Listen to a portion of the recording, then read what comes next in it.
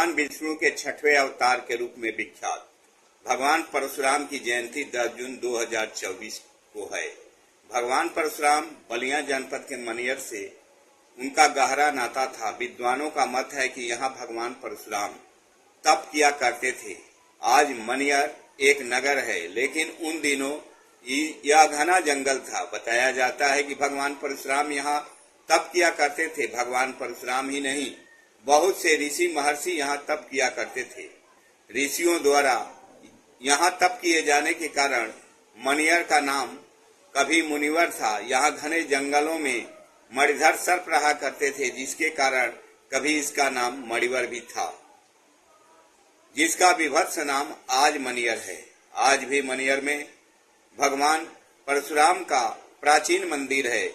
यह मंदिर कब का बना है, इसकी सटीक जानकारी तो नहीं मिलती, लेकिन इसकी प्राचीनता का प्रमाण इस बात से है कि मंदिर के किसी दरवाजे की खड़िया पर श्रीनाथ राय द्वारा संवत 1625 में जीर्णोद्धार कराया गया था। इसकी पुष्टि मनियर के प्रकांड विद्वान सुमन जी उपाध्याय करते हैं।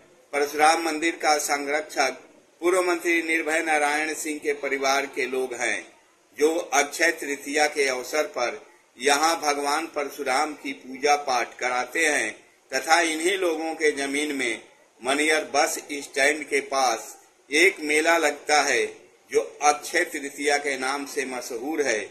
लेकिन इसे लोग अक्षय तृतीया का मेला न कहकर एक तीजिया का मेला कहते हैं।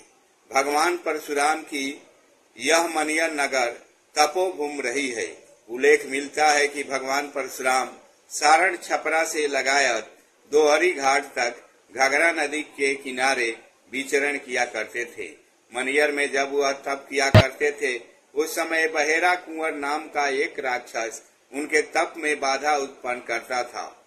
जब वह ध्यान मुद्रा में होते थे, उस समय वह ताल ठोंक कर घोर गर्जना किया करता था, जिससे उनकी तपस्या भंग हो जाया करती थी। एक दिन भगवान परशुराम ने प्रण किया कि या तो वह राक्षस रहेगा या मैं रहूंगा। उसको ढूंढते हुए वह मऊ जनपद के मधुबन के पास रतो नामक स्थान पर पहुंचे, जहां उनकी मुलाकात बहेरा कुंवर राक्षस से हुआ। दोनों लोगों में भयंकर युद्ध हुआ। युद्ध के वजह से वह स्थान आज भी ताल के रूप में नजर आता है। युद्ध में बहेरा कुंवर मारा गया। युद्ध से पहले दोनों लोगों में शर्त थी कि जो मारा जाएगा उसके शव को सरजू नदी में जल प्रवाह किया जाएगा।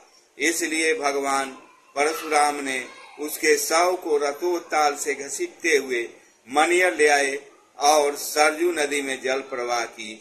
जिस रास्ते से उसके शव को लाए थे, उसके शव के भार से वह एक छोटी नदी का रूप लेता गया, जो आज भी विराजमान है। भगवान परशुराम के मंदिर के पीछे है, जिसे बहेरा नाला कहा जाता है। एक महान संत स्वामी सत्यानंद जी महाराज छोटका राजपुर के मुखार बिंद से यह भी सुनने को मिला कि सीता स्वयंवर में धनुष टूटने के बाद जब जनकपुर से राम की बारात वापस अयोध्या लौट रही थी, तो भगवान परशुराम ने मनियर में ही बारात को अपने गुरु शिव के धनुष टूटने के कारण रोके थे।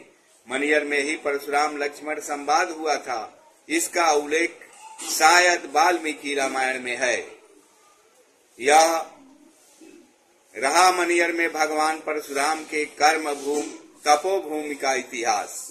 अब हम इस बात की चर्चा करेंगे कि आखिर ब्राह्मण कुल में पैदा हुए भगवान परशुराम के अंदर क्षत्रिय गुण कैसे आया। इस बारे में पौराणिक कहानी के अनुसार विद्वानों का मत है कि भगवान परशुराम ऋचिक ऋषि के पुत्र जमदग्नि के पुत्र थे। इनकी मां का नाम रेणुका था।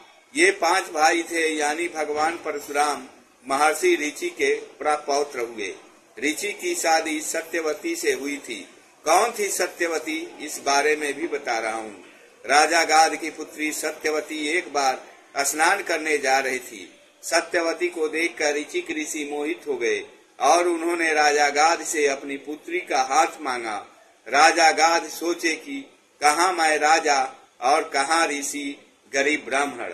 उन्होंने सत्यवती का हाथ देने से मना कर दिया।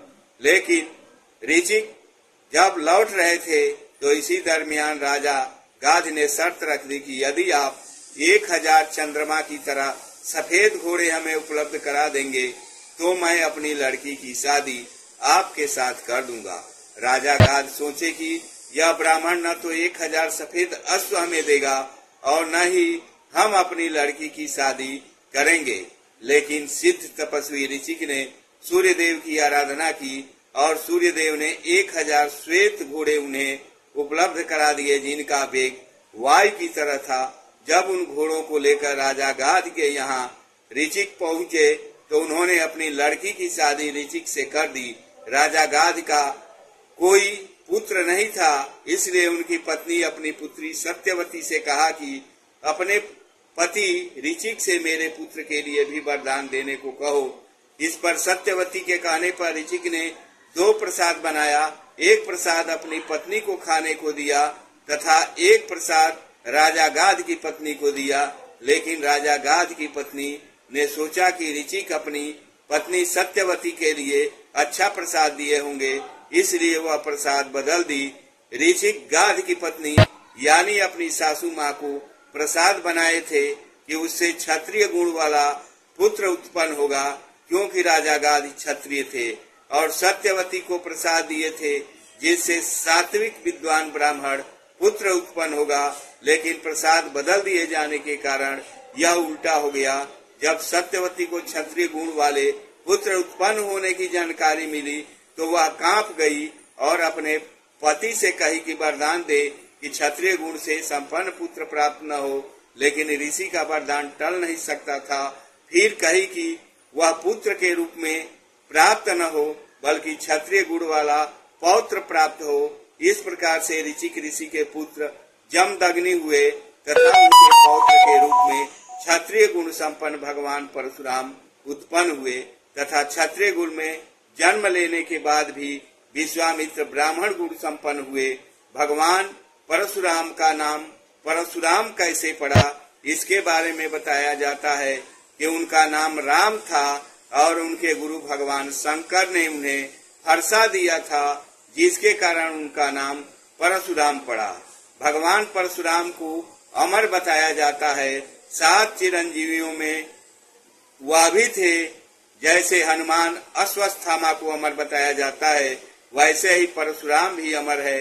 राजा सहस्त्रार्जुन के पुत्रों ने अपने पिता का बदला लेने के लिए जमदग्नि ऋषि का वध किया था, जिसके कारण 21 बार उन्होंने हैहव क्षत्रिय वंश का नाश किया था। कुछ लोग सवाल उठाते हैं कि क्षत्रुओं का विनाश भगवान परशुराम कर दिए थे, तो फिर यह क्षत्रिय कैसे हुए? उन्हें यह बात मालूम नहीं कि उन्होंने हैहव वंशीय क्षत्रिय का विनाश किया था, न कि समस्त क्षत्रियों का। और आज भी हैहव वंशीय क्षत्रिय हैं। उन्होंने अपने दादा ऋचिक एवं मामा विश्वामित्र से योग, वेद, नीति, ब्रह्मास्त्र, दिव्यास्त्र इत्यादि की शिक्षा ग्रहण किए थे। बताया जाता है कि जहाँ ऋचिक राजा गाध को 1000 सफेद घोड़े दिए थे, वह स्थान आज भी कनौज में है, जो अश्व तीर्थ के नाम से प्रसिद्ध है। बलिया से वीरेंद्र सिंह की खास रिपोर्ट। स्वादिष्ट फास्ट फूड के लिए आपको कहीं दूर जाने की आवश्यकता नहीं। मनिया बस स्टैंड मीरा कटरा बाबा साहेब नाथ लाइब्रेरी के ठीक सामने चाइनीज फास्ट फूड की स्टॉल है। चाइनीज फास्ट फूड जंक्शन पर आपका हार्दिक स्वागत है। कृपया चैनल को लाइक करें, सब्सक्राइब करें एवं घंटी के बटन को दबाकर ऑल पर क्लिक करें ताकि आपको आने वाले वीडियो का नोटिफिकेशन सबसे पहले मिल सके।